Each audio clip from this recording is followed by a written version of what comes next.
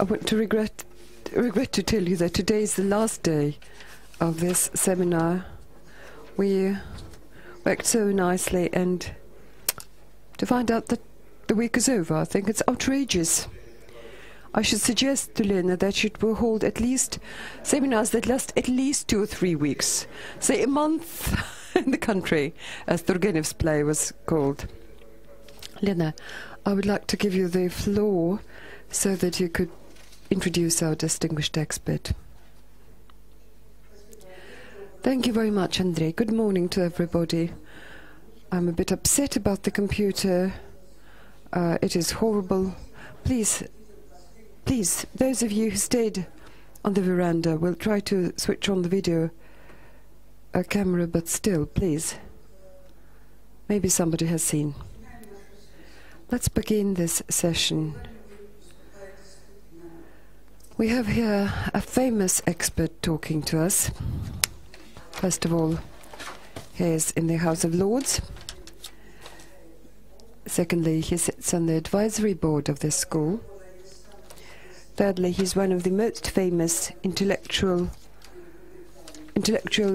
in UK. And thirdly. And fourthly, he is the best known expert of this school. And most importantly is that he, given all the significance and importance of things that he carries, he thinks it's so important to travel to attend the sessions of the school.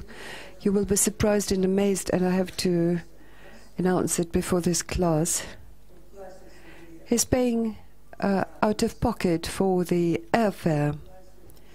He's paying for the stay at Golitsyno, as if he traveled to a good hotel, like foreigners pay a special fee in order to talk here before you. And what Robert does, it's something that deserves a special story. It's like a special line in the history of this school. On top of all that, please add that every time he delivers a presentation, always presents a new text and new thoughts. Today,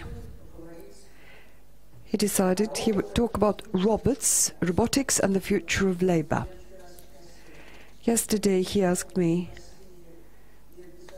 aren't there unemployed people in Russia? And I told him, as always, very much like the case was in the Soviet Union, there are no unemployed, but there is something, people who live to just, who can barely make both ends meet, whereas in the West, and we look at the West and we see that institutions work there more or less, but unemployment among the young is catastrophically high, is despondently high. It's not a matter of equity, and this equity challenge is on the rise. And what do young people do? Even they who pay for their education, but there are no jobs, especially in Europe. This is a harsh reality, and I hope Robert will share it with us, and will share it with great art, because robotics, he keeps watching films now, and he thinks how it will impact the young generation in general. It is my great joy to open this session, this lecture, this presentation, and apart from reverence and gratitude to Robert Skidelsky, that's it. Please, let us begin. Спасибо, Лена, как всегда. В прошлом году я... Last year, thank you, Lena, as always. Last year, I co-authored a book with my son that is called, which is called "How Much Is Enough?" And my lecture today continues the topic that we discussed in this book. How much is enough? Please look at the graph. Это безработица, да? This is what unemployment is. The unemployment figures, you see, this is for the Western countries. You see the big increase. And you may say, well, most of it or a lot of it is just because we've had a recession recently, but in fact, you see a secular increase. It starts in 1960 or thereabouts, and you see all the way there has been an increase. So it's now running, unemployment is about 8 or 9% in Western countries. And that, of course, is just the tip of the iceberg, because actually, if you think of underemployed as well as unemployed, then you're going to get into 12, 15% of people in the West are unemployed. They can't find jobs. Now let's have a look at the Russian figures. I don't understand them, as Lena said when she introduced me. Because they show there's no unemployment in Russia. It's almost zero. Is that true? I'd like you to come tell me about this when I finish, because I remember arguing this point once with a Soviet economist. This was a long time ago, about 30 years ago, and he said, "Look, the Soviet system is superior to the West." And I can prove it. We have no unemployment. And you have quite a bit of unemployment. And I said, I thought gave him a rather clever reply, but maybe it wasn't so clever. I said, the reason you have no unemployment is you have no unemployment statistics.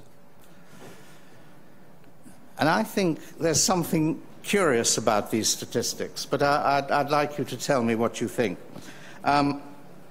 There must be large underemployment in Russia, which isn't captured by the graphic. Still, the interesting problem is the rise in Western unemployment over the years. Let's call that structural unemployment, a growth in structural unemployment, which will continue that unemployment even after the economy is recovered. Why have we had this rise?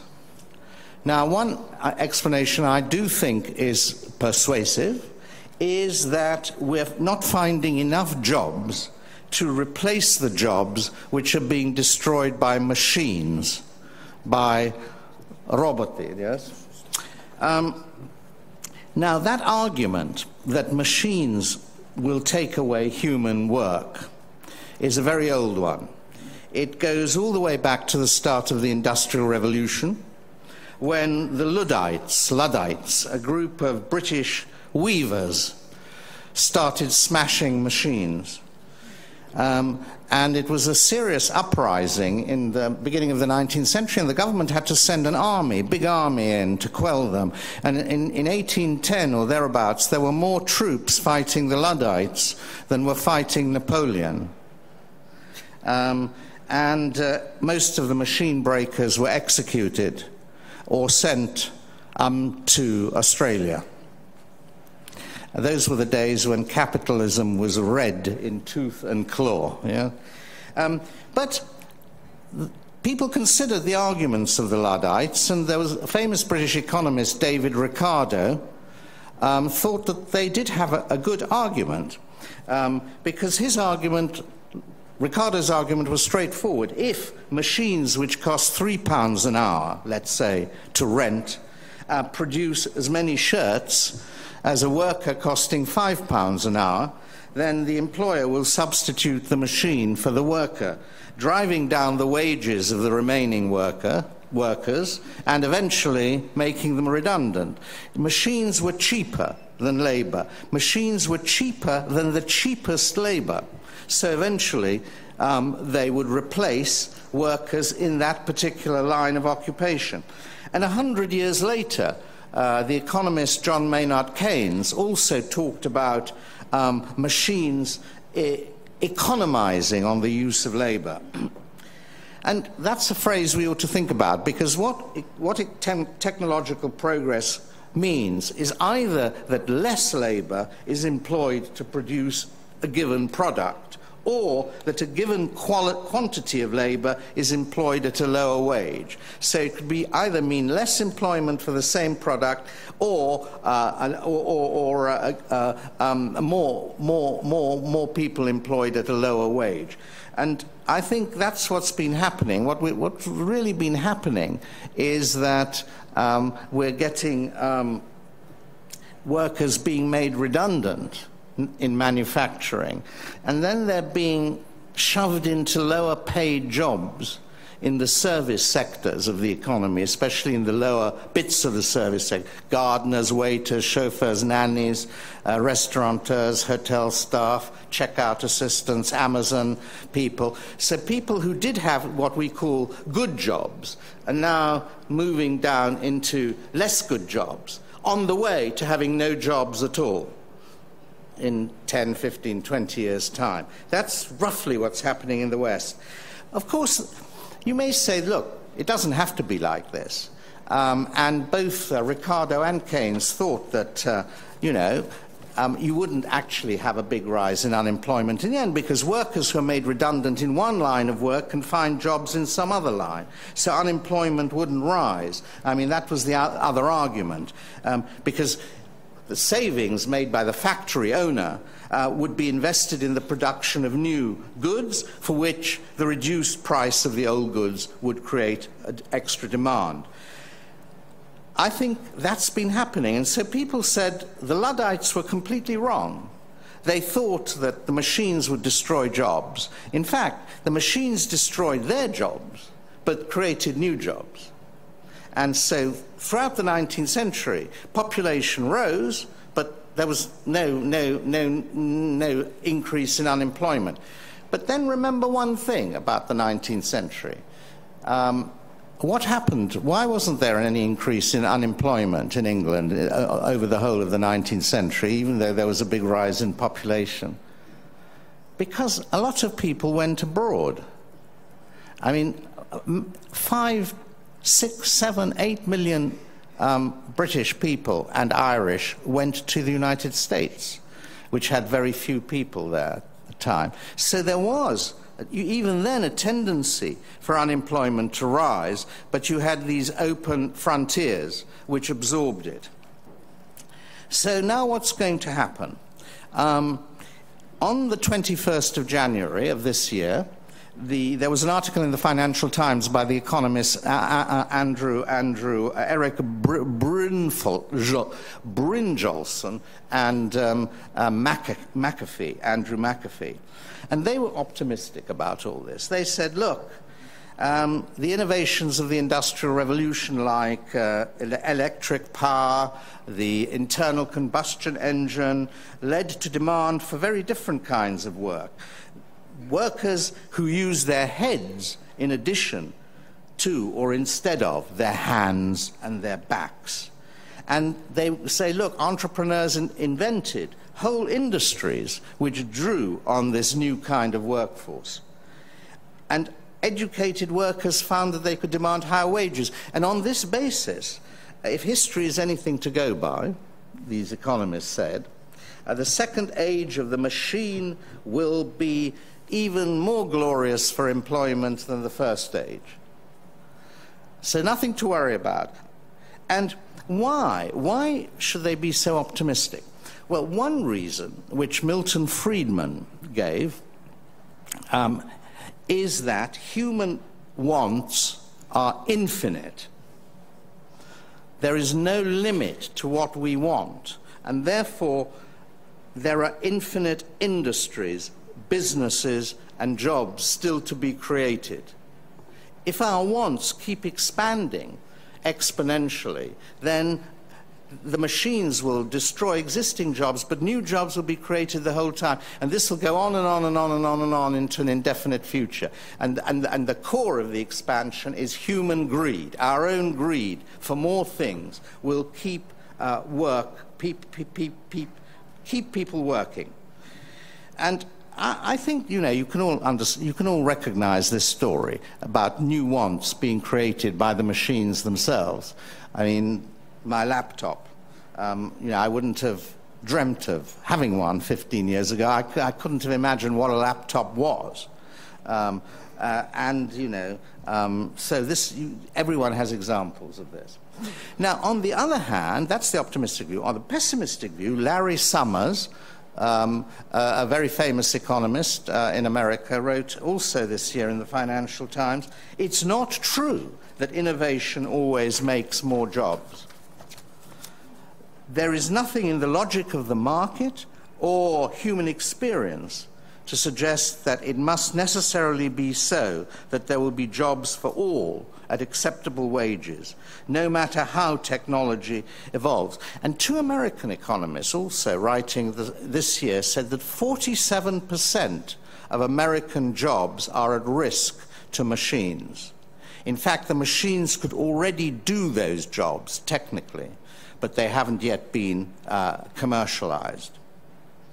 So that's a huge figure. If you think of it, it's half the American workforce. Now, two questions. Will the supply of new jobs grow in line with the destruction of the old jobs? And will the demand for new products grow in line with the technical capacity to produce new products? I mean, I know more about what's happening in Britain than anywhere else, and certainly I don't know what's happening at all, have a good idea of what's happening to the job market in Russia.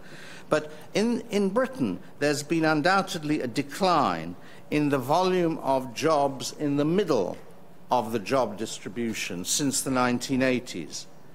In other words, there's been some increase in jobs at the bottom, steady state of jobs at the top, but jobs in the middle have been shrinking. And I think most people explain that by technical change. A BIS research paper from last year states, "The falling cost of computing power has led to technology replacing jobs involving routine tasks that are easily programmed, such as administrative and production jobs. These jobs are often found in the middle of the job distribution when ranked by initial wages." So, all right, we know that's happening. Administrative jobs are going, backroom jobs, office jobs of all kinds are being automated. But then you have this huge increase in computing power going on the whole time. According to something called Moore's Law, the amount of extra computing power every year is just shooting up, which means, of course, that the machines can do more and more, and also that they're getting cheaper and cheaper. And that's enabled robotics to penetrate deeply into the service sector, as well as the administrative sector, and into those sectors where what they called cognitive functions used to be regarded as indispensable. In other words, machines can think. Leading, of course, to the eventual redundancy of workers at many levels of the service sector and other parts of the economy. Well, you'll all know the familiar example. 30 years ago, no computer could beat a good chess player. Now, the best chess player in the world can be beaten by an average chess computer, as Kasparov found out a few years back. And there's some interesting twists to this story, because the best how does it go? A good computer and the best chess player together can still beat the best computer. So human chess players add a little bit still to what the computer can do. But this race is very close already. And anyway, basically, however good a chess player you are, a computer will beat you.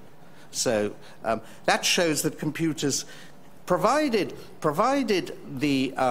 you can make algorithms sufficiently complex now that they can take into account almost an infinite number of variables.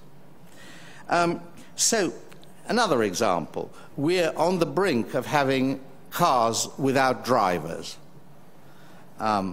It's impossible to imagine this in a Moscow traffic jam, but that's technologically possible. Cars without drivers, better cars, there are fewer accidents, huge reduction in insurance costs because none of them will crash into each other because they're guided electronically. And that's possible, that'll happen. Now, true enough, there'll be lots of new jobs created because we'll have to redesign all our roads to accommodate this new form of traffic. But, you know, even then, a lot of construction can now be automated as well. If you watch a block of flats go up, there are far fewer people working on them than there would have been 20 years ago. Just a reduction everywhere of the human labor, and not just in developed countries. I was in China last month, and I saw a conveyor belt producing frozen dumplings. You know, these little dumplings in Russia, pilmeni, no? I don't know, something frozen, anyway. And there were hundreds of them coming along, you know, one to the other. And there were about 50 people along this long, long stretch. And so I asked the manager, how many people were producing these dumplings 2 years ago? And he said 1,500. Now they're 50. They produced, each conveyor belt produces 250 tons of frozen dumplings every day, and we had a few. They were quite delicious. So that's another example. Recent academic articles, and I can point them out to you if you're really interested in this item, claim that sex will soon be fully automated, removing the jobs of sex workers in Amsterdam. I can give you references to this literature if you're interested in it. And so it goes on. Anyway, of course, those who take an optimistic view about the future of work do recognize that you know, education needs to be raised in order for human beings to compete. If humans are not to race against the machines, they have to race with the machines. They will have to complement the machines in raising productivity, and therefore education has to be raised to higher and higher levels. And so, you know, so we have to rethink our school system, we have to, you know, rethink what we teach people, and all this in order to enable the human beings to stay in the race. But, you know, the race is a very bad metaphor, really, when you come to think of it. Why should we race forever and ever and ever? Races usually stop at some point. Have you ever thought of a race that goes on and on and on and on to infinity? So I think the race is a bad metaphor. I mean, the real issue is a different one. And it's back to what Milton Friedman said about our wants being infinite. And it may be that our wants are infinite, but, you know, there is a moral issue, dimension to this. Our wants are infinite. They've always been infinite. Greed was always a part of the human condition, but it was greed always in the past, disciplined or restrained by some kind of morality, some kind of concept of what a good life is, and we've lost that. So we mustn't assume that wants are just infinite and that moral reflections can't influence the future. Now, so let's then assume that in the next 30, 50 years, the demand for human labor will fall. Should we regard this as a threat or as a promise? For most people, it will seem a threat. What will human beings do, they ask, when their work is no longer needed? What will they do? Well, one quite popular view is that if they have to do nothing, they will just be drunk the whole time. They'll go to pieces. And a number of science fiction films have already sort of suggested this possibility. Has anyone seen Wall-E?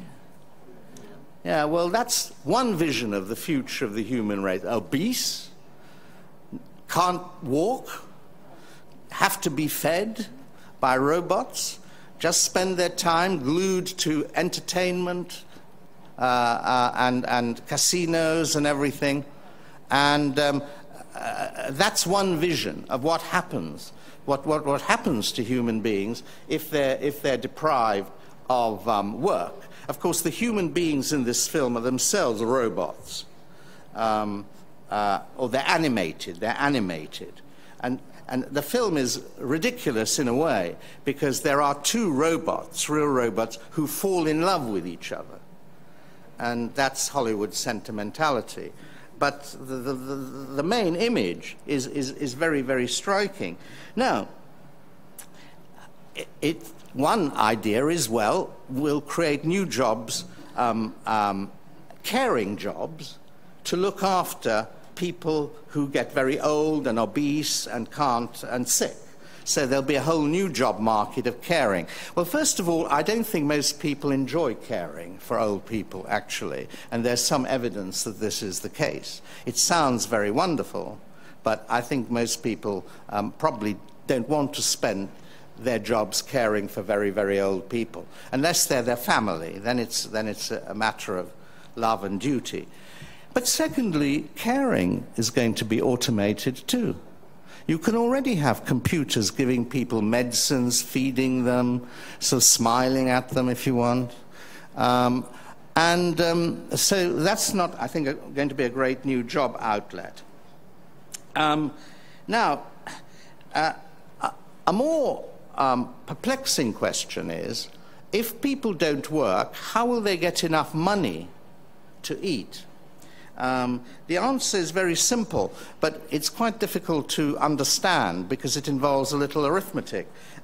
Let's go back to our definition of productivity. You have productivity gains if less labor is employed to produce the same product. Yes? That's a productivity improvement. Now, take our original example. 50 people produce 250 tons of frozen dumplings in China, rather than 1,500 people that used to before. So it's now 50 people. Now, 50 people can't eat 250 tons of dumplings a day. In other words, there'll be plenty of dumplings left over for the 1,310 people who have been made redundant in the dumpling factory. And those 1,300 people who have been made redundant can receive just as many dumplings or wage equivalents of dumplings as they did when they were working, because the machines are producing the extra dumplings. So you see, it's, even if you make most of the workforce redundant, it doesn't mean that their wages have to fall, because the machines will be doing the work that they used to be doing, and machines don't eat dumplings, they don't need clothes, they don't need houses, they can work 24 hours a day, they just need a little, of course they need a little energy, you plug them in from time to time, but they're very, very cheap. And they can produce all the dumplings everyone needs, and people don't have... In other words, people can work a lot less without losing any income. Now, that can already happen in rich countries. It's a question, basically, of distribution. And if we think of this as a future, we're faced with profound and quite new problems of social organization. Now, why do we then still work as hard as we do? 40 hours a week. 40 hours a week, exactly, instead of maybe 10 hours a week. Well, one reason is that inequality has increased enormously in the last 30 or 40 years, the inequality of wealth and income. And that's a problem to which the French economist Thomas Piketty has recently drawn attention. Everyone in the West is reading Piketty. I don't know whether Piketty is being read in Russia, but we're all Piketty people now. Piketty, Piketty, Piketty. Now, there may be something wrong with Piketty, but he's written a very important book, nevertheless. Actually, it's in the tradition of Marx. In it, he tries to explain why inequality is a permanent feature of the capitalist system, and we're regaining the levels of inequality that we had before the First World War. We've created a new oligarchy. And he explains why this has happened. Well, of course, if you have that kind of income distribution, that means that the gains of productivity, the rewards of productivity increases, are accruing increasingly to a small group of people, and most people haven't got them. That's why most people go on working. They're not getting richer. They're not benefiting from the extra dumplings that the machines are creating. All those dumplings are going to a small lot of people. I mean, in the form of money, obviously. And so we have to redistribute wealth. We're back to the question of distribution, don't we? Instead of increasing incomes, people are now, their possibilities are being increased with a very pernicious form of money, which is people are getting more and more into debt. Instead of their earnings going up, their debts are going up. And so we have these unsustainable debt crises all over the world. And not so much in Russia, but in the Western world, the ratio of debt to earnings has just been rising and rising. So I end. What's needed is to find a way of giving most people more income than they now have. In that way, they'll be able to work less without losing the fruits of productivity growth. And there are lots of measures that my son and I suggested in our book, some aimed at reducing the pressure of wants by restricting advertising, others aimed at reducing the pressure of work. But I leave you with one proposal, which I think is central. This is to give every citizen an unconditional basic income, independent of the labor market. One can think of this as a national dividend. And everyone says this is completely unrealistic. It can't possibly happen. Well, it does happen in some countries. Not many, I agree. But one of them is Alaska. Well, you might say Alaska doesn't have many people, and therefore it can be done. But what Alaska has, which is what makes it possible, it has oil. And oil doesn't take many people to extract from the ground. So there are 1 million or 2 million people in Alaska, and in the oil fields, they only work, there are only about 50,000 or 60,000 employed. But the oil revenues are huge, and what the state government has done is to distribute the revenue to every single citizen of Alaska gets a share of the oil revenue. And that is possible for all countries that have large natural resources. You can start doing this if you have a sovereign wealth fund. If you can accumulate a sovereign wealth fund, you can start distributing the national dividend, growing national dividend to ordinary citizens. I know economists talk about the oil curse, but that's the way the oil curse could become an oil blessing. I'm not saying it can be done everywhere, it's just one illustration.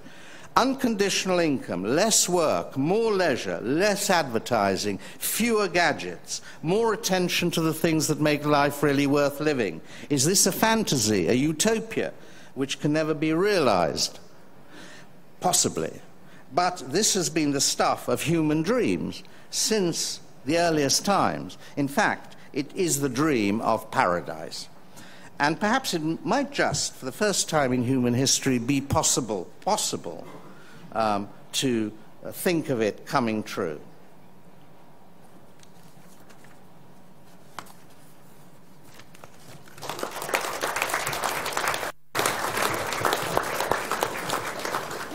Роберт, браво.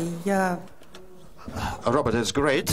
I think you've just written a piece of art.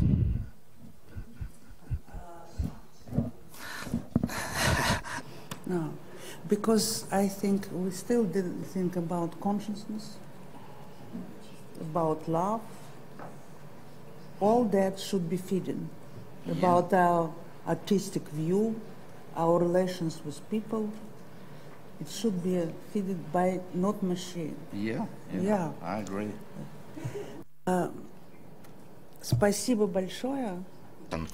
Okay, so thank you very much, and it's time to start a discussion. Again, great thanks to you. I wrote a line for Andrei, and really all the presentations Robert delivers are quite new, and he is very much emotional while delivering a presentation. I wonder where you take all this creation. Okay, let's start. Dear colleagues, really, we never know what we can expect from Lord Skidelsky, since he offers very unique topics for us every time he speaks. And I'd like to remind you that before you can see the personality who is really a classic.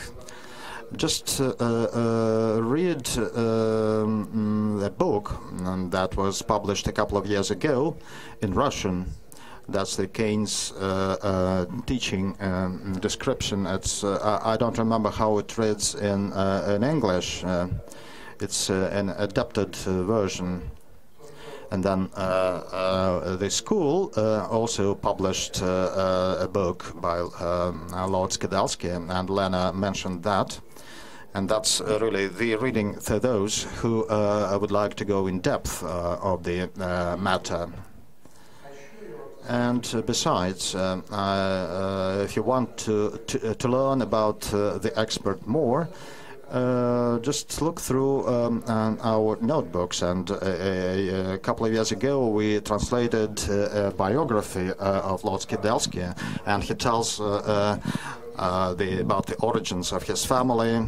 He writes about his childhood, and you may understand that, as many Western intellectuals, he has some roots in Russian history. So Lord says that it's time for Q&A. So I will stop talking and let's start questions. The colleague, please. Don't forget to... I'm Ren Roman from Volga. Thank you very much for your presentation. I wonder if high level of unemployment because of technical development and automation can regulate the number of people living on Earth. Don't forget about the questions are translated, so please don't be in a hurry. Shall I repeat the question?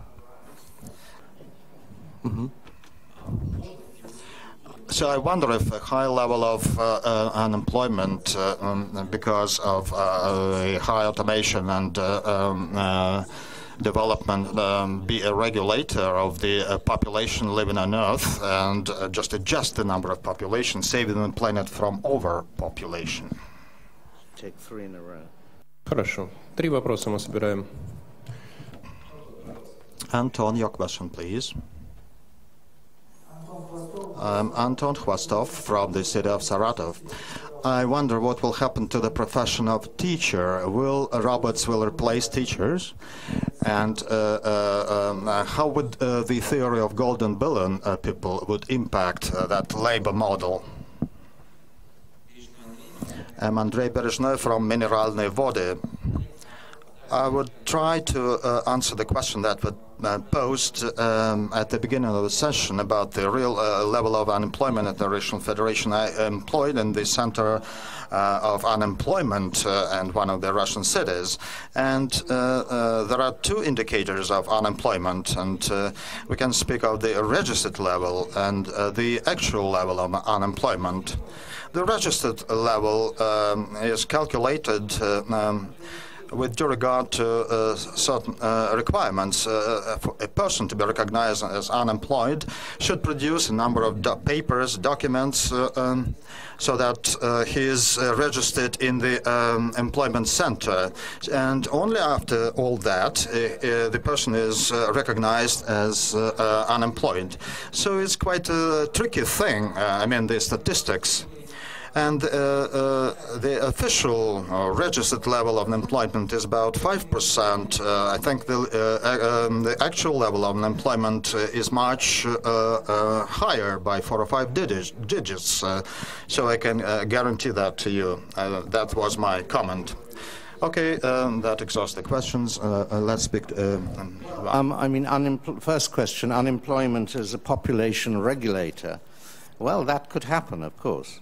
I mean, what used to happen in old times when people didn't have enough work to do and didn't have enough didn't have enough income to live on. I mean, you had famine and population reduction, and that's what happened in the time of Malthus.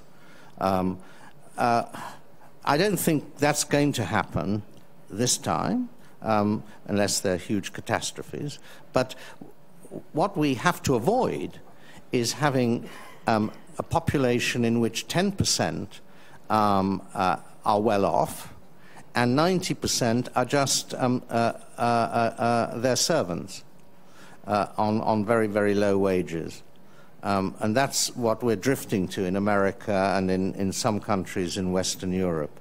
You know, we thought we'd abolished the class of serfs and servants at the end of the 19th century, and now they're coming back. I mean, a well-off family in England now has half a dozen servants. And not actually the old sort living in, but doing all kinds of personal services. And they still live out, but they're on very low wages. So we have to avoid that kind of population regulator. Okay, I think so. Second question, will robots replace the teacher? Yes. For many purposes already happen. It's already happened. Online learning, interactive learning, the number of teachers per pupil has been dropping.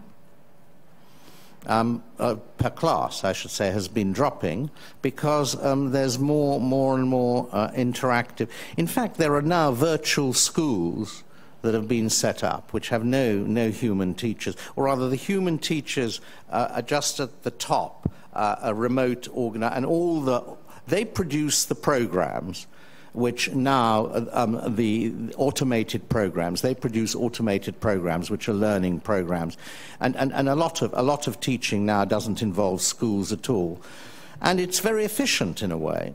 Because it gives many more people access to learning, but at the same time it's very inhuman, because I think teachers are crucial in the development, emotional and other development of pupils. And you said, what theory, the person who asked that question, you said, what does it do for some theory? Теория золотого миллиарда есть. The theory of golden billion.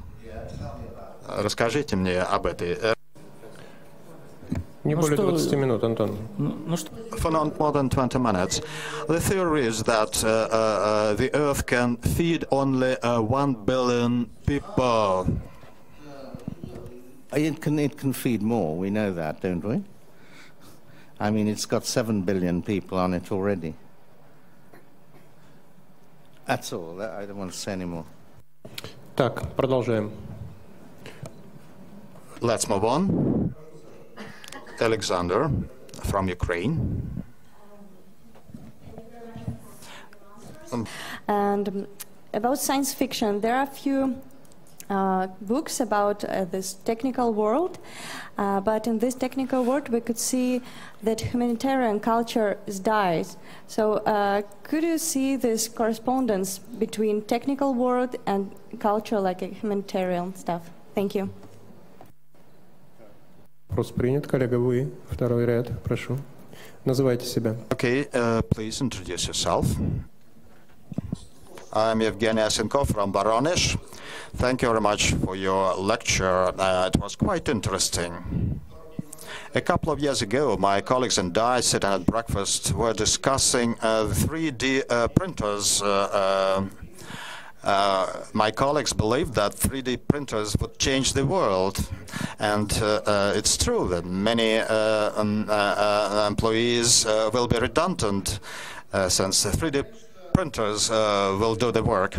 Personally, I don't believe in such a revolution, and that's why I would like to ask you if you believe in 3D printers revolution. And For your interesting lecture, Kenji Irakli, Georgia. I think it's a very interesting topic. And my question is, thank you. My question is, 2 weeks ago I read a very interesting article in New York Times Magazine. The idea is the new proposition of Mr. Richard Branson, the head of the Virgin Group, and Larry Page, one of the founder of Google. And the idea of the offer is to decrease the working week for 5 days to 3 days, and the remaining 2 days will support the unemployment and can reduce potential as the unemployment rate. What do you think about this initiative? Thank you. Пока все, коллеги. Is that 3? Okay.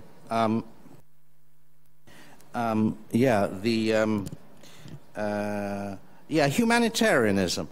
Yes, I think if we have a world in which robots do most of the activity, there will be a decrease in humanitarianism. I mean, obviously, humanitarianism is connected with being human. And if humans have less and less to do,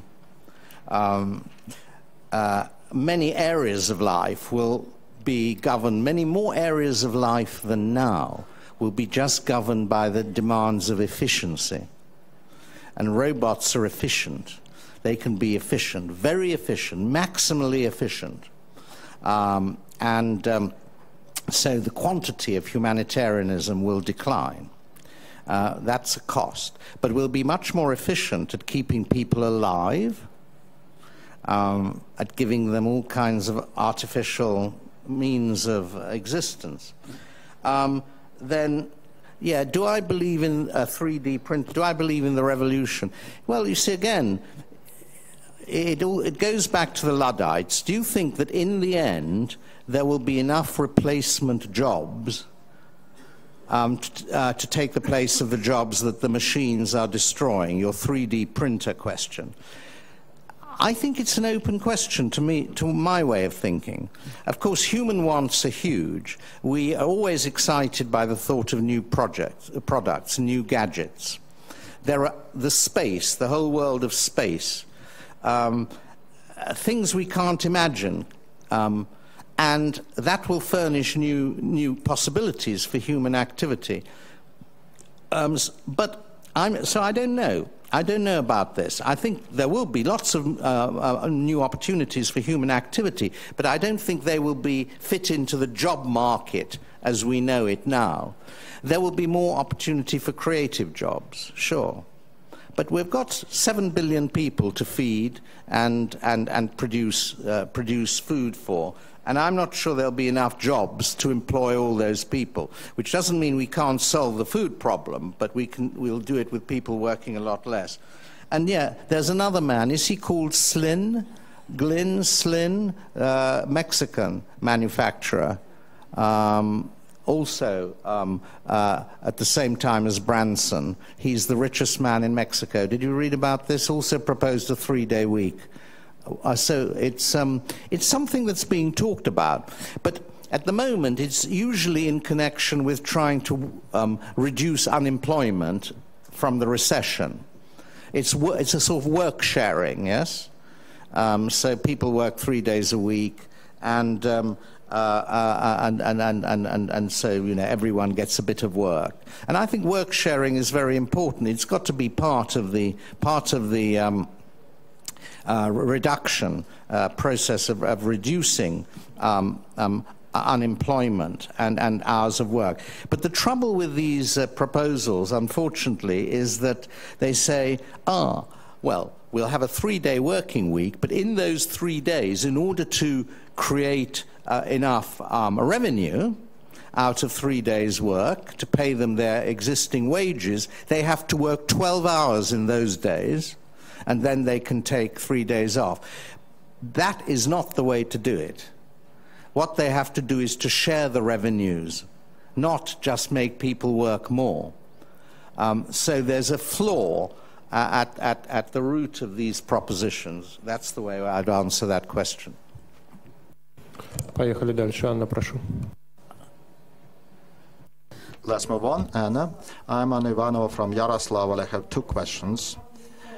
First, do you think that there are professions that cannot be replaced human beings, that when a robot cannot be replaced, cannot replace human beings? And there is a movie, 1,000 Years Man, and when a robot decided to become a human being because a robot fell in love. Don't you think that the evolution of robots would continue so that robots would be very close to human beings? Question from Poland. About, I mean, globally, in global order, because now we, for example, produce enough food to give it to reduce amount of starving children in Africa, and don't you think that political issues and purposes will stop this vision of this vision of everyone having everything? And could you please introduce yourself? Could you please introduce yourself? Teusz Luft, Poland. Thank you. Так, Nikita, пожалуйста. Nikita, your question. Good morning, Robert. I would like to express my gratitude to you for your lecture. And my question relates to corruption. In Russia, we have a clan society. How can you escape the growth of unemployment under the circumstances? And if robots replace human labor, that problem will disappear. But I don't think it's feasible at this point. I wonder if you have some clan societies in the UK, and if there is, how you address that problem.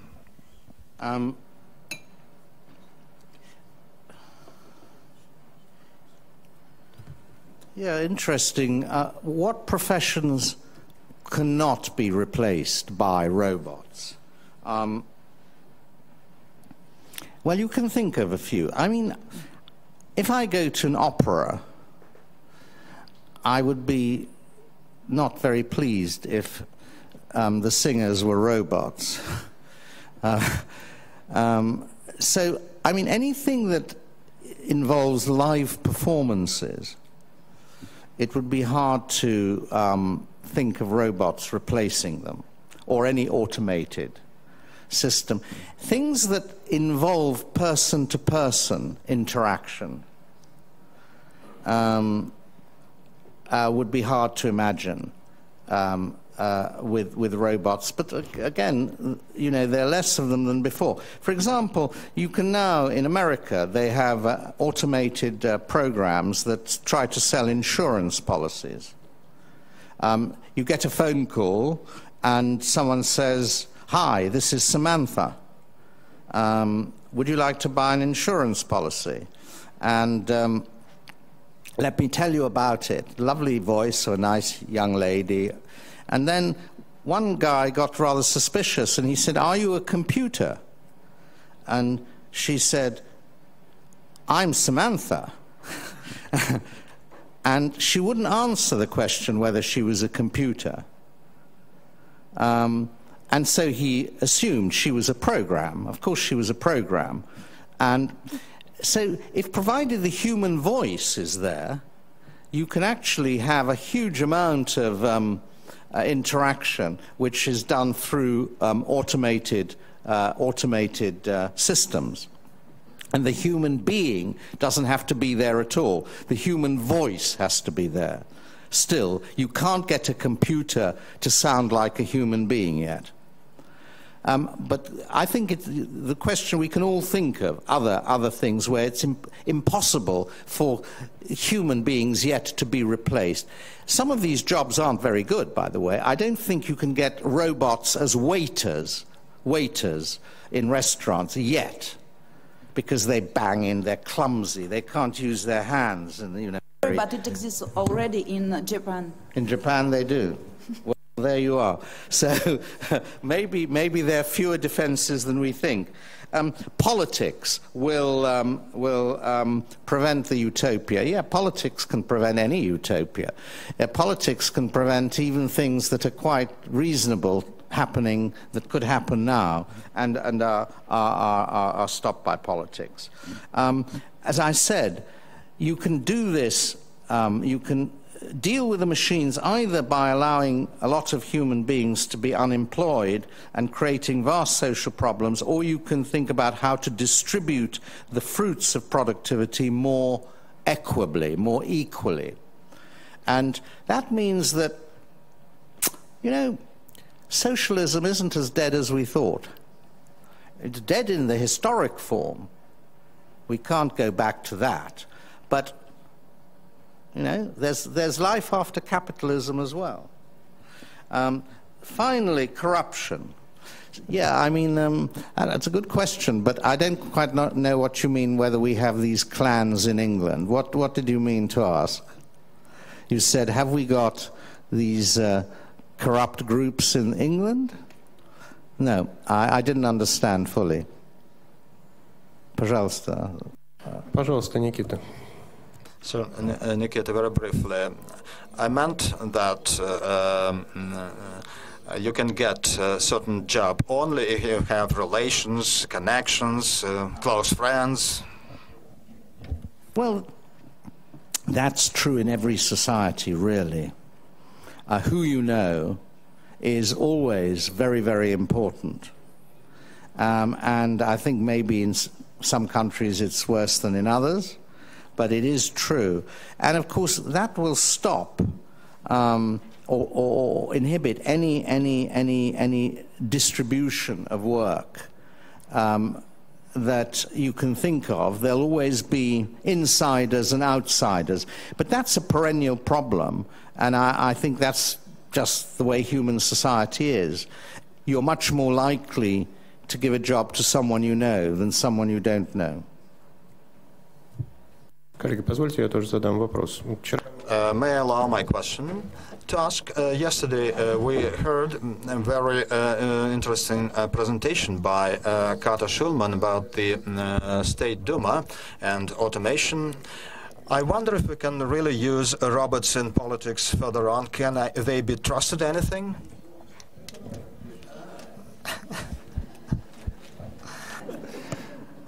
Вопрос был об использовании. It was about the possibility to use robots in politics further on in some positions. Let's move on. Dragan, your question.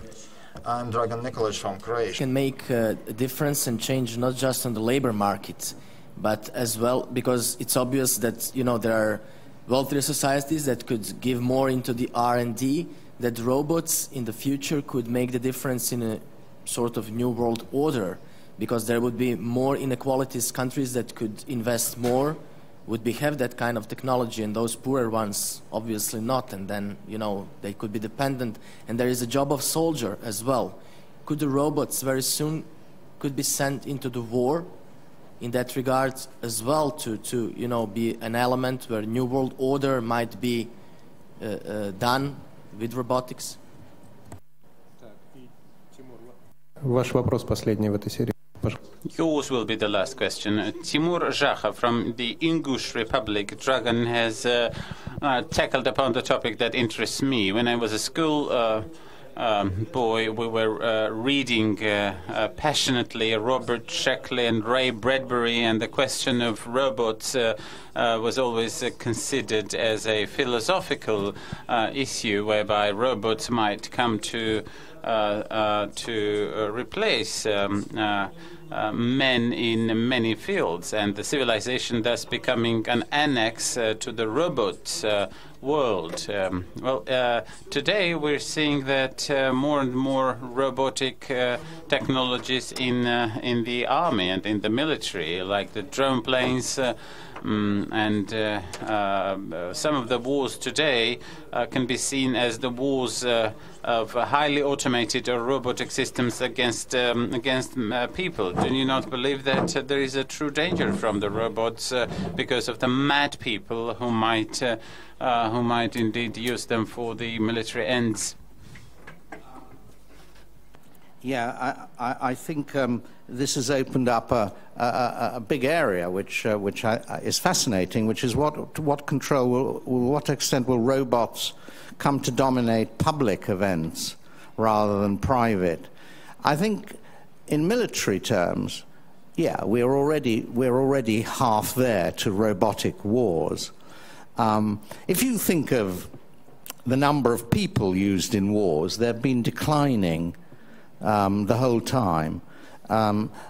We now get very upset when we suffer a few casualties, small number of casualties, whereas 60 or 70 years ago, 80 years ago, in the Second World War and First World War, we lost millions and millions of people were killed. So their human labor was crucial in those wars. They were labor-intensive wars, if you want to use economist terms. Not machine-intensive, but labor-intensive, despite the tanks and the aircraft. Now they are machine-intensive and increasingly robot-intensive. So we're very much more efficient at killing people, in that we use less energy per kill and expose our people to less casualties per kill. Now, we still kill a lot of people, but they're not our own people. I mean, it's other people who get killed. We then get to the next state of warfare, beyond this, in which robots kill robots, and the humans aren't involved at all. In other words, you can imagine electronic ants that sort of go into other people's machinery and disable them. And people aren't killed. It's just the other side uses robots, and its robots are disabled. Now, in that sense, it's very interesting. What does winning a war then mean? Because in classic terms, winning a war is killing more people than you get killed yourself. But if people aren't involved in killing any longer, will war cease to be? It'll be something very, very different, and I don't know how that will develop, but it's something to think about. As for politics, robots couldn't do worse than politicians. In fact, they could do... what would robots remove from... What bad bits of politics would robots remove? Corruption. Yeah. Madness. You know, the trouble with human politicians is they go mad. And robots, if they were, you know, done to very good algorithms which excluded madness, they wouldn't go mad. They would act cautiously. They could be programmed to act cautiously and not start adventures which could easily go wrong. So all those sort of things, one could see some improvements, but it's hard to think of robots being democratically elected. I mean, they would be more like a Platonic kind of ruling class. Their algorithms would be made by the cleverest people in the world, and that's how they would be trained to act. And it would be rather like the philosopher kings, but it's incompatible, it seems to me, with democracy. But then on the other hand, so it's a new world, isn't it? It's a new world. All I'm saying is that technology is making it possible. You know, 100 years ago, we would have had this discussion, and people would have said, well, that's just science fiction. Yeah, very interesting stuff. But they couldn't imagine, it couldn't be possible. Now it may be becoming possible, and that's the challenge we have to face. Продолжаем, коллега, вам слово. Евгений Коноплев, Москва. Evgeny Konoplев from Moscow. 130 years ago, Anton Chekhov, in his short story, The House with a Mezzanine, said in the mouth of one of his characters, if we were to build the machines, we could work 3 hours a day, and everything, and the rest of the time we would think and deal with the arts and science and come to know the meaning of life. It's a loose quotation. This utopian scenario never comes and never came to fruition, because in our spare time people still prefer leisure instead of labor. Do you believe that this problem could be analyzed not just in the economic terms, but in value-oriented terms? Do you not think that labor needs more or better image on the part of the intellectuals to have a greater edge over leisure?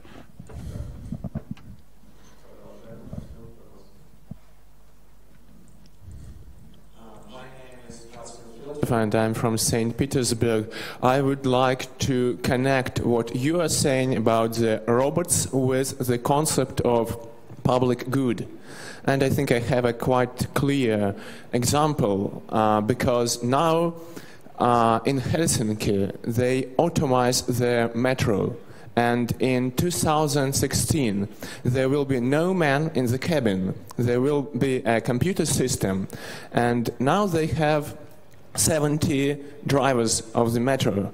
In 2021, they will have the same number of the drivers, but they will not drive the train in the metro. They will just control in case of the emergency. And why they are doing this? Because they plan to make the extension of this metro line, and in case of the extension they will need 180 drivers if they will not be automated, but they will not need actually. So the public will pay less for the ticket, and the metro company will also, of course, cut its costs, but there is some public good. And for example, in Russia we have Russian railways where they have a lot of people that doing nothing. They're just staying on the station, for example, in the uniform. And the company has these expenses on their salaries and so on, and we pay more for our ticket. So my question is how we may perceive this problem in the concept, in the terms of public good. May the societies decide that, for example, robotization is not a threat and it's an opportunity for them, and that's so that's some thoughts and some question, I think. Последний вопрос, Костя, пожалуйста. Сняли, да, вопрос? Хорошо. Так, Надежда, у вас? Прошу. Гришнова Надежда, Саратовская область. Nadezhda Grishnova from Saratov region. The place for the industrial espionage in a robotic society or robot-based society. Shall I take these now? Okay.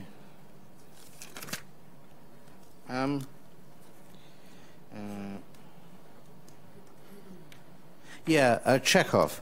Well, of course, Chekhov was wonderful he was so interested in the future. And I think in Dядя Vanya, or is it Three Sisters, I think Dядя Vanya, Astrov, says, one day we will just feel that everything we believe now is totally ridiculous, because people in the future will do things completely differently. Because also he was, of course, a scientist, wasn't he? So he was interested in a medical person. But I think the point is, if we build a machine, we will. But he couldn't yet build a machine in 130 years ago when Chekhov wrote. Those machines that would create the leisure didn't yet exist. But now more and more of them do exist. And so we've moved closer to either technological utopia or technological dystopia. Now, the question really is, how do we think of work and leisure? I think this is very, very, very difficult. I mean, the idea that most human beings or the human race will do nothing is a nightmare. We're not built to do nothing. If we were built to do nothing, we wouldn't exist. There'd just be nothing. So we're built to do something. But the issue really is we're channeled into an 8-hour working day producing certain things and under certain disciplines, and most of our activity goes into that. The question is to find other areas of activity in which earning money is not the main point any longer, because there's enough goods in the world, but where other possibilities that we have can be expanded, which of course includes exactly those things to do with the ends of life and the values of life. That's how we have to get out of it. It's not idleness. We haven't got a word. We have a rabota, yeah, which is work, which also has its roots in a rabot, which is a slave. See, slave and work, they're connected. Leisure is, we think of as idleness. We've got to change our vocabulary. I work very hard. I'm actually working now, but I'm not doing it because I'm being paid. So there's a lot of work that goes on, and people aren't paid for it. They enjoy it in some way. Okay. Yeah, your extension of the metro in St. Petersburg. I think that's a very interesting case of Ricardo being true. So you abolish the drivers in one stretch of metro, but that frees up money to build an extension of the metro. And those drivers that are made redundant in the first section of the metro will be available for the next lot, so that the technology creates new jobs. What's interesting is you say that although there were 50 drivers used to drive trains, now they don't, but they're still there, supervising presumably the automated systems to make sure they don't go wrong. But you don't need 50 drivers for that. One driver can do that. Or one control place. So those jobs will go eventually. It's like in supermarkets, you know.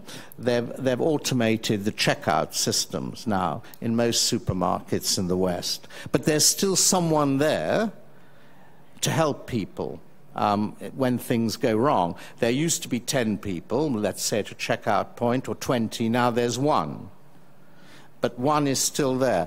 But that's still an encouraging development.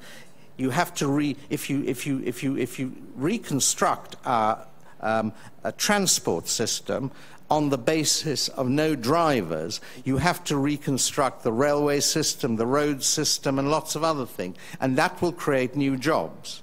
But of course, a lot of those jobs can be also automated. So you're in a race, aren't you? And you've got to say at some point, do we want to go on racing in this way? Eventually, why not build a railway system connecting us to the moon? I mean, you know, lots of new jobs there, but it's all a bit ridiculous, perhaps. Is that the last question? Yeah, industrial espionage. I don't know. Well, of course there'll be lots. It'll be wonderful, and a whole new game of spying will arise, which people enjoy, don't they? People enjoy being spies. I mean, I think spies never produce any information of any value whatsoever. It's like academics. They just sort of go around in their little circles. And yet people get very, very worried about spies. Spion, yeah. I mean, all of them, in London, in Moscow, in Washington, they're terrified of spies. I mean, no doubt there are bugs all around this room, you know. Someone's listening to what we're saying. Someone, somewhere. And why? Why is that? It's a kind of paranoia. But all states have this paranoia, some states more than another. All companies have this paranoia. In fact, academics have the same paranoia. There are many academics who will not give a colleague any idea of what they're thinking for fear that that colleague will steal it, the thought, and publish it first. Алена, пожалуйста. Kuznetsova Alena, Chelyabinsk. Alena Kuznetsova from Chelyabinsk. I remember The Brave New World by Aldous Huxley. How deep may robotics permeate and embed into the family institution? The alpha, beta, epsilon job spaces, and elderly people die in the automated hospices.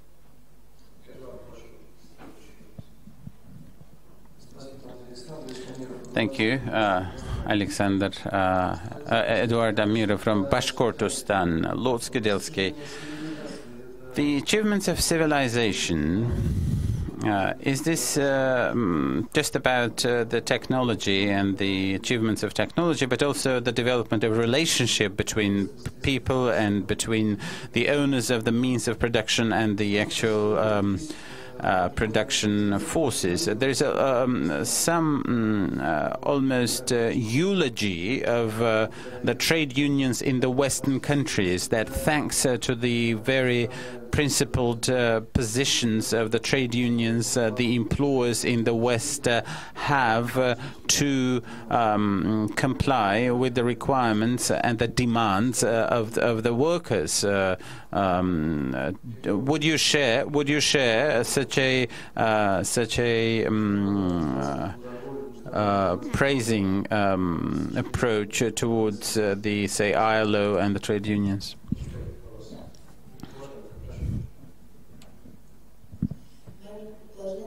From Bosnia. So my question is, should we be afraid of in the future, should we be afraid of culture, education going down? Because even now we can see that people have problems with, for example, if you are addicted to social networks, you cannot remember some things. You know, we became like dumb.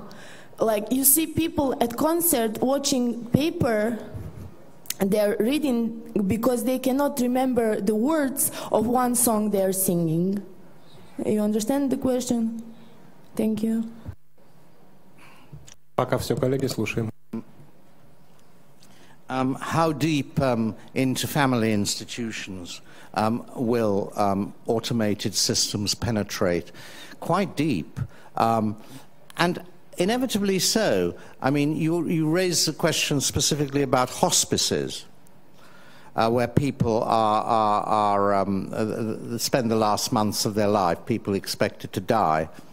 But more generally with old people's homes and care homes, you see, if people in institutions, people who are put into institutions, for one reason or another, are always going to be abused by their carers. Always. That is just a fact. And now we have more reporting.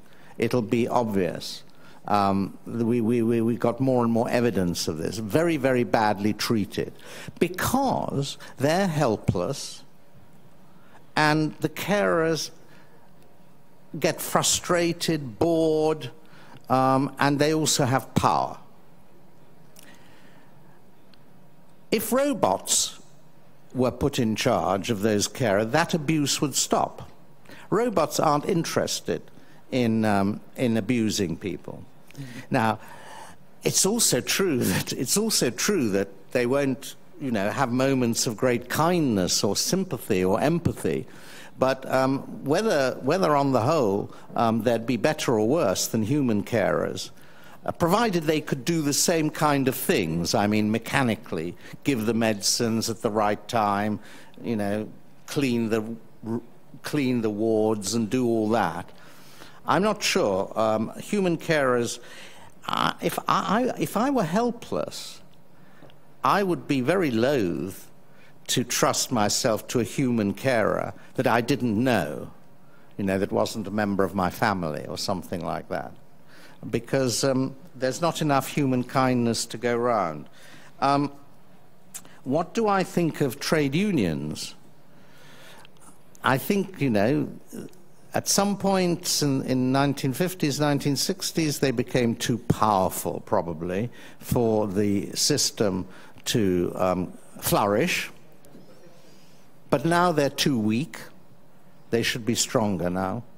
They would be a force for redistribution to some extent of productivity gains. In other words, the redistribution has to come at two levels. First, it comes through the state, through the tax system, and upward pressure from unions. But unions are not in a good climate now, because robots don't need unions.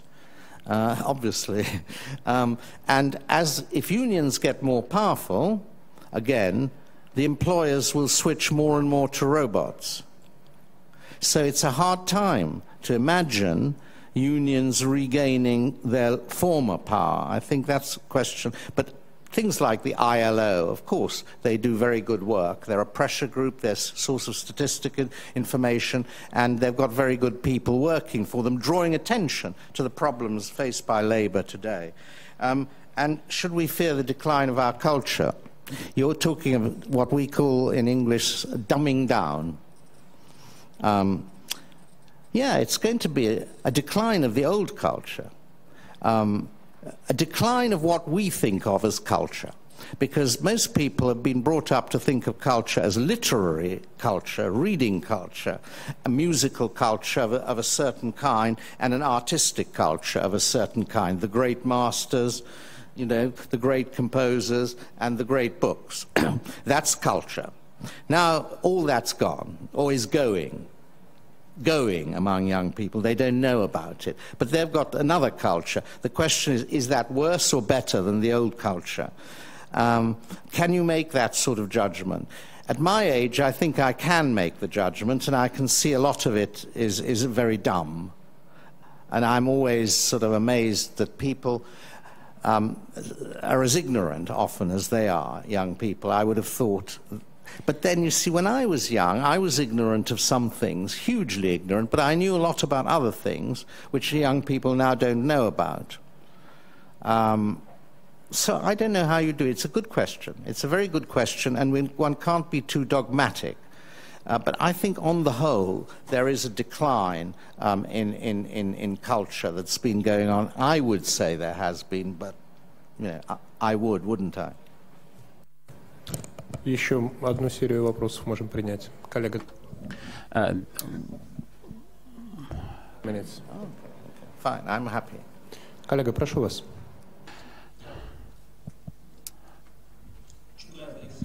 Alexander Chukayev from Tula.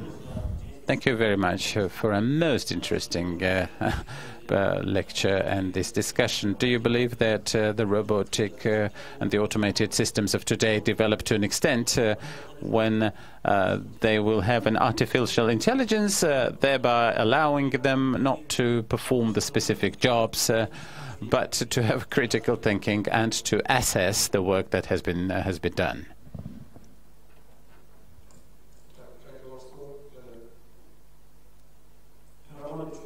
Roman Ryabchuk from Khabarovsk. How do you treat, have you heard about the so-called cloud-based democracy, when the elections occur in real time and the civil servants, the elected officials get some votes, and when they've done something wrong, then these votes are withdrawn from them in this cloud system, and they lose some of their positions or some of their rating. And another question, while robots make and may make the labor cheaper, do you believe that the Western world might repatriate the industries that had been taken to China and elsewhere back into the Western countries? And the last question from Anna. I'm sorry, if I may have given a wrong name. You're not Anna? You are Anna. Well, thank you. Anna Martinova from Sochi.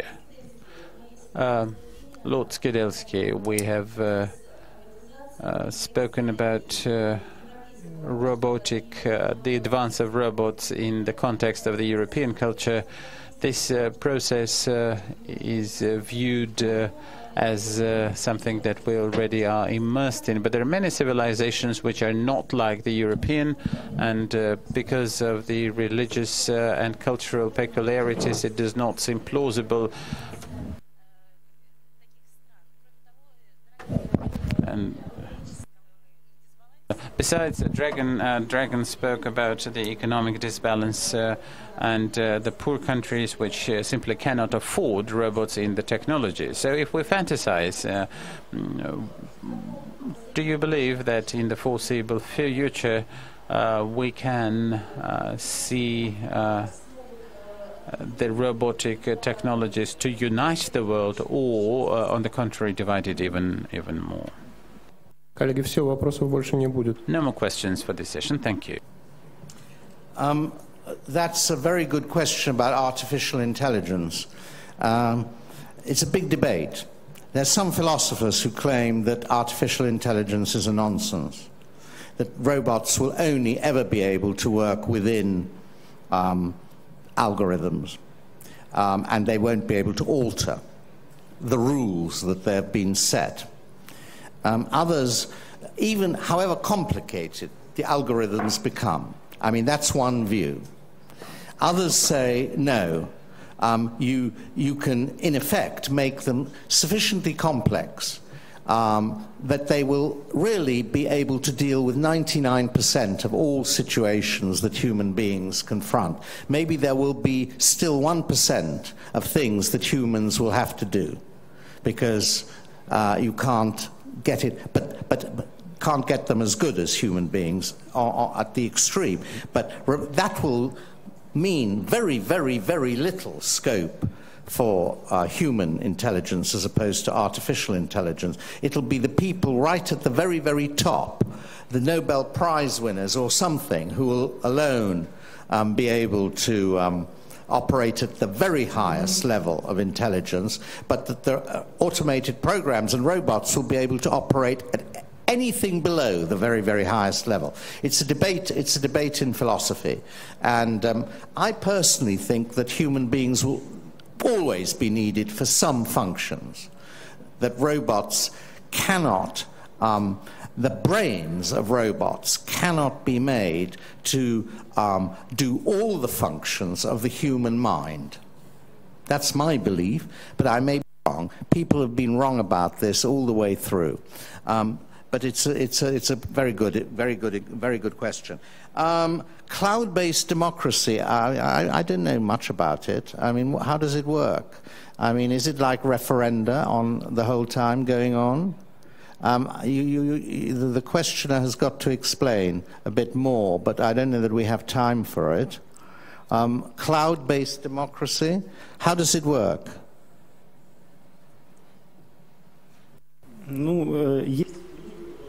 There are people, the voters, who have been registered in this cloud, like a social network online, and they vote if there's something that they dislike, they may withdraw their vote in real time, and there's no the elections or the voting doesn't occur just once in 4 years. It's like something that you do in real time. You have President Putin annexing the Crimea, let's say, and there would be a vote on it at that instant, whether people approved or didn't approve. And if they didn't approve, he'd be removed from office. Is that the way it would work? В этом случае сервер закроют просто. Yeah? I mean, that's the principle, that the elected official, you say, would lose his office if people disapproved of what he did. Ну да, это принцип именно выбора. Indeed. This is exactly the technology we're talking about. Yeah, this deals with the elected officials on all levels, the key positions, and their rating is at the same time the security or the something that allows them to continue working. Otherwise, they're just dismissed. Yeah, it's a good idea, quite a good idea. But you have to have also time for some reflection, because really everyone makes mistakes. It's really what people think about the record of an elected official over time that I think is important, and you can't gauge that by instant reactions. I think that's true of all elected officials, whether it's your president or our prime minister or Obama or anyone. 5 years gives time to judge on what they've done as a whole over the years. That's the advantage of intervals. And the last question is, will robots unite the world or divide it? Well, it all depends who programs them.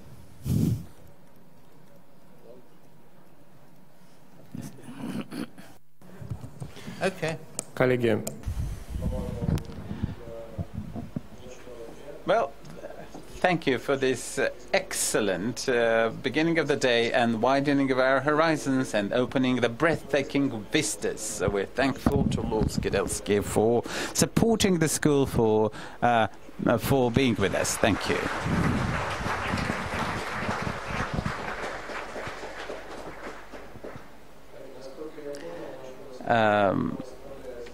Lord Skidelsky will leave some of his books behind in here, and those who read English may ask him for a copy. Thank you. 25 минут.